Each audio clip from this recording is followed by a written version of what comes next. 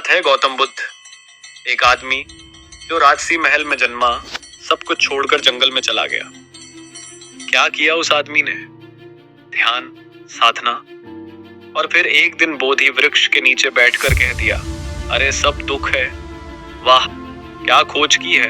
अब हम सब अपने ऑफिस के काम के तनाव को समझने के लिए बोधि वृक्ष की तलाश में हैं और उनकी शिक्षाएं। ओह, माया से बचो, अहंकार छोड़ो और सच्चा सुख भीतर है। जैसे हम सब अपने स्मार्टफोन में खुशियों की तलाश कर रहे हैं, ध्यान की बात करते हैं, लेकिन ध्यान में बैठते हुए हम सोचते हैं कि आज क्या खाना है। बुद्ध ने कहा, जीवन एक यात्रा है, लेकिन आजकल की यात्रा में जीपीएस और ट्रैफिक जाम शामिल है। तो क्या हम सब बुद्ध बन सकते हैं?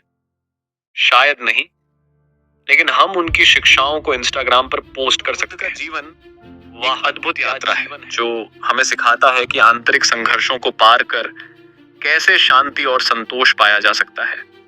उन्होंने अपने अनुभवों के माध्यम से हमें यह समझाया कि दुख और संतोष जीवन के अविभाज्य हिस्से हैं।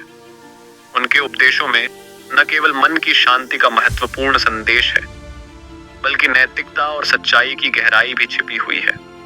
बुद्ध ने ध्यान और आत्मचिंतन के माध्यम से आत्मज्ञान की ओर जाने का मार्ग प्रशस्त किया।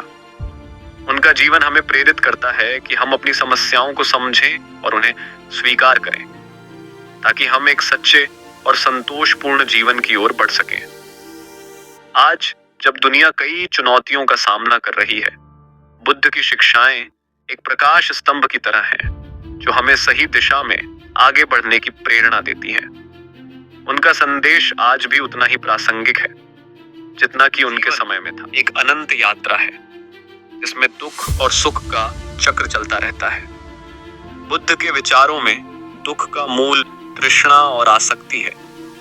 हम हमेशा कुछ पाने की चाह में रहते हैं, लेकिन क्या हमने कभी सोचा है कि यही हमारी पीड़ा का कारण है?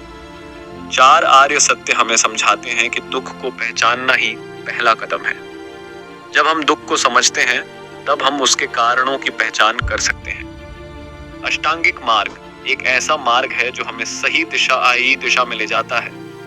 सम्यक दृष्टि से शुरू होकर यह हमें सम्यक समाधि तक पहुंचाता है। जय भीम। यह मार्ग हमें न केवल आत्मज्ञान की ओर ले जाता है, बल्कि हमें करुणा और सहानुभूति का पाठ भी पढ़ाता है। अहिंसा, मैत्री और सहानुभूति का संदेश आज भी उतना ही महत्वपूर्ण है।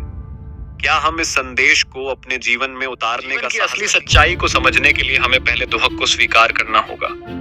दुहक, असंतोष और पीड़ा का सामना करना हमारे अस्तित्व का अभिन्न हिस्सा है। यह न केवल हमारे अनुभवों को आकार देता है, बल्कि हमें गहराई से सोचने पर भी मजबूर करता है। लेकिन दुहक का कारण क्या है?